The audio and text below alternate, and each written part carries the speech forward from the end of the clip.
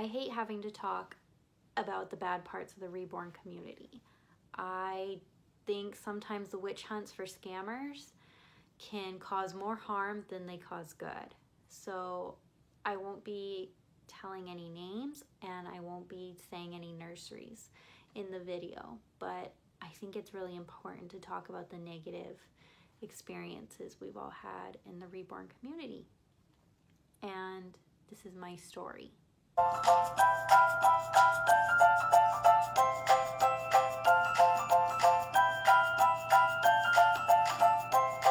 So last September, I ordered a custom Reborn doll and I was super excited.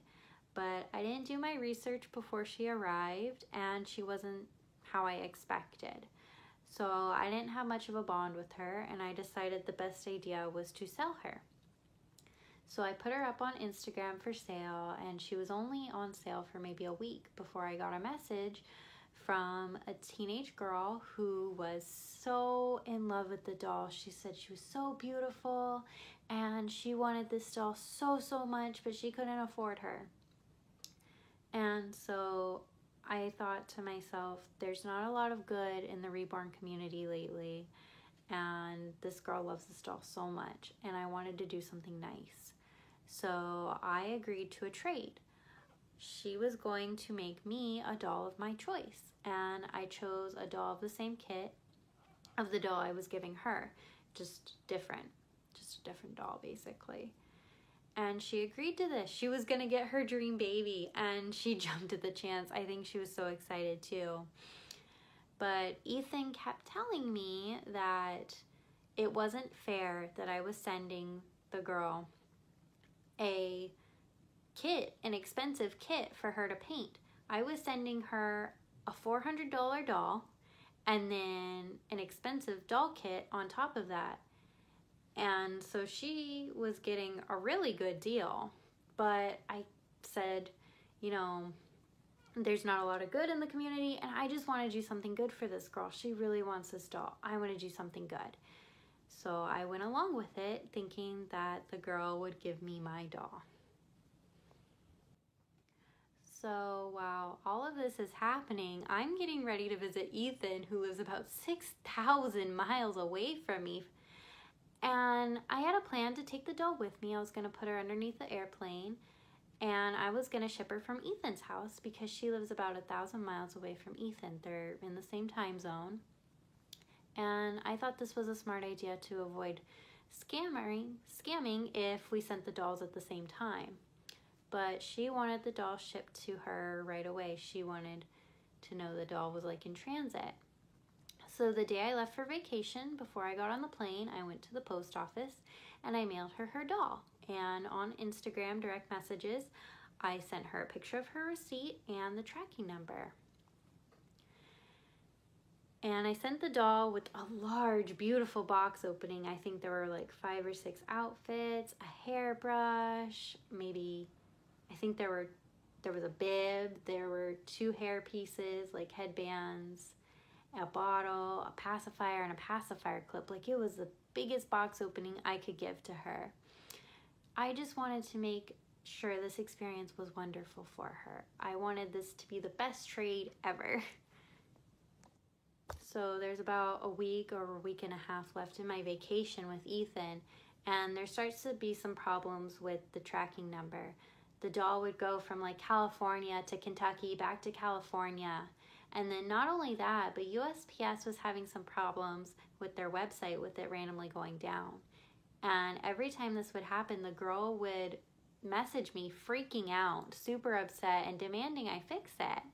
So I would try to find reassurances of other stories of packages ending up on the wrong truck and then eventually being delivered after going to some crazy place first. And then also I would find website reports of USPS being down.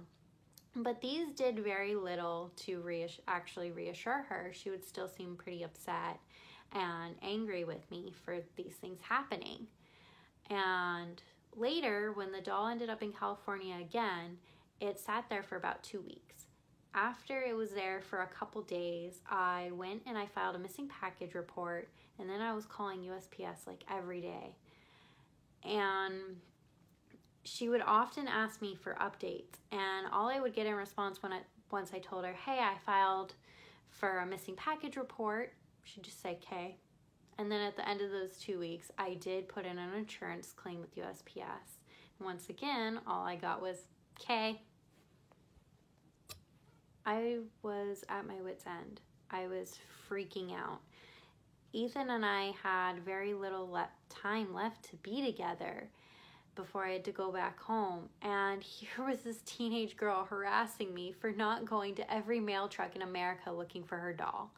I was on a flight back home crying that I wouldn't see my love for 6 months, when I get another message from the girl demanding, what am I going to do for her?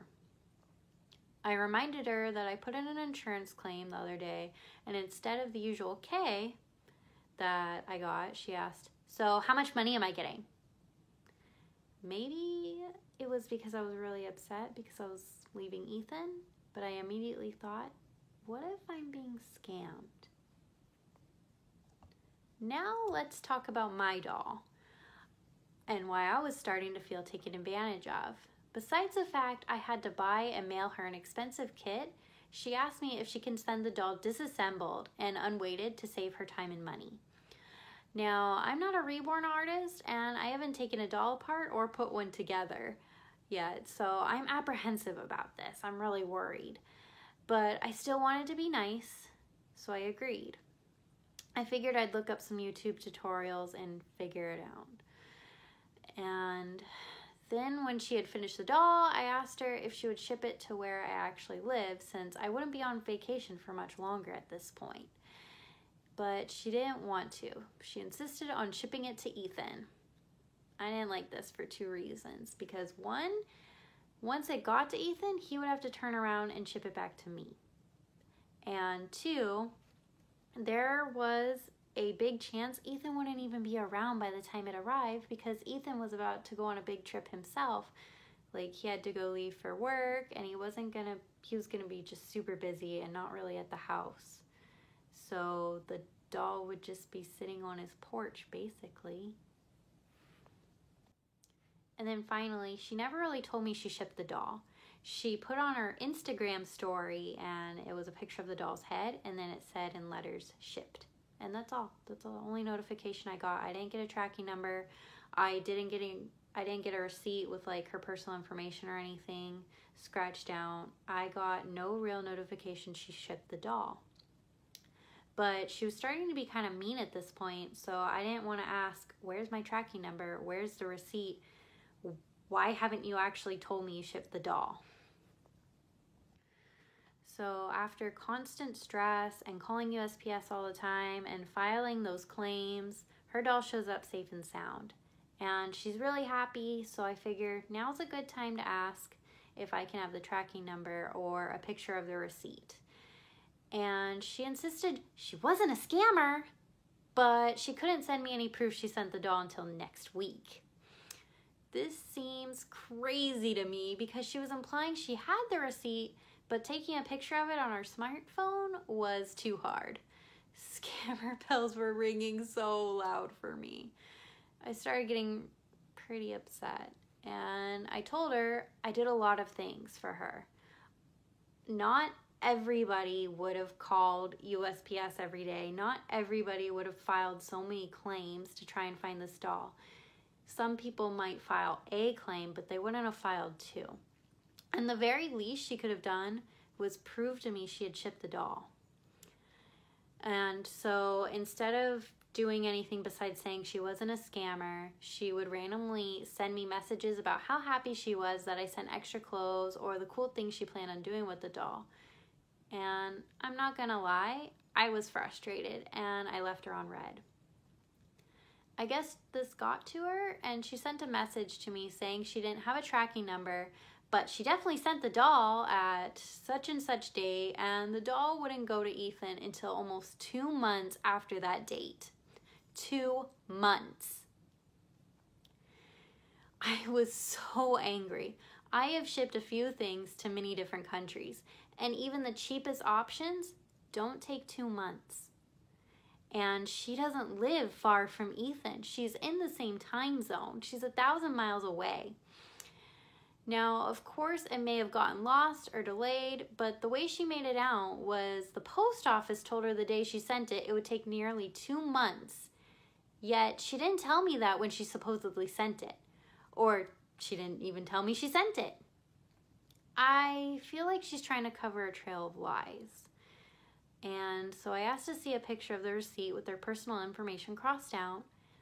I just wanted proof. I didn't just give this girl basically 2 expensive dolls. And she refused to send me any proof she shipped the doll. I'm not sure if I'm ever going to see the doll. It's possible the girl did just ship the doll today and didn't want to get caught in a lie. Or maybe it really does take 2 months to ship a doll 1,000 miles. Or maybe still she sold the doll to somebody else to make some money. It's anybody's guess. But she isn't an adult yet. She's still a teenager, and teenagers are still learning about the world. And many can be really self-absorbed because there are so many new things happening to them, and it can be so hard to focus or help anyone but themselves at that age. I really think she became frustrated with the shipping process of her doll and had no one to take it out on but me. And then, since she's so young, she didn't really think about what it felt like for me to be so stressed out, trying to find her doll, calling USPS every day, and then have nothing to show for it. I don't have a doll. I don't have money. I'm getting nothing. I basically just sent her a doll for free that I didn't agree to send to her for free. But I don't think she's a scammer. I think she made a mistake. I think she's a young woman who, for whatever reasons, felt she had to lie about shipping the doll. Or maybe she was so desperate for money, she sold the doll to somebody else. And when I brought up these issues, it was easier for her to deflect and say, hey, look at this cute outfit for my new doll. So that I don't want anybody to try to send her hate. I don't want anybody to try and find out who she is. I believe one day she'll learn this wasn't a good choice. And to the girl, if she's listening, I forgive you. I hope you enjoy your new doll. And I hope you know that you need to treat people the way you want to be treated. Because I don't think you want somebody harassing you and asking, where's my doll? Why is it lost? And having them get mad at you as you try desperately to find their doll. And then they never sent you a doll. I don't think you'd want to be in my shoes. This wasn't a good thing to do. So try to be better, okay? For the most part, though, this was my fault. I was too naive, I was too nice, and I was too accommodating. Besides the fact, I should have never done a trade. Maybe I should have been more demanding myself and not let her stomp all over me. We hear so many horror stories every day in the Reborn community, and I just wanted to be the change I wanted to see. I just wanted to do something good because this community needs something good. I thought if I was extremely nice that things would turn out the way I wanted. But any hate I get for doing a trade and for not standing my ground, I probably deserve. But I won't say sorry for trying to be nice to somebody. As for what I'm going to do now, I'm going to save my money and I'm going to buy a custom doll of the kit these dolls were. This time I'll only buy from a very reputable artist, and I'll make sure she's a dream baby. I actually have a growing collection of outfits I've bought for this baby. Some are really special outfits my mom got for her, and another I picked out at Disney World, and a few more I picked out with Ethan. So I'm not letting go of my dream to have a special baby in my collection named Lila. Getting her has just been the most negative experience I've had in the Reborn community, but there's going to be better experiences. So that's all I have for you guys, and thank you so much for listening. Thank you so much for your love. I love you guys so much. And after this, I have included a little bit of me boxing up the doll and talking about her, because I was planning on making a box packing video of her before I sent her, and I guess I only have this one clip. But thanks, guys. Bye. Hey guys, it's Lambie's Nursery here, and here's the cute little Saskia kit I showed you guys last week that was for sale. She found a new mommy. I was able to do a trade with the new mommy. So, actually, I should tell you, her new mommy is naming her Nalia, which is Hawaiian for dolphin. And I think that's just perfect since little Nalia here is coming from Hawaii.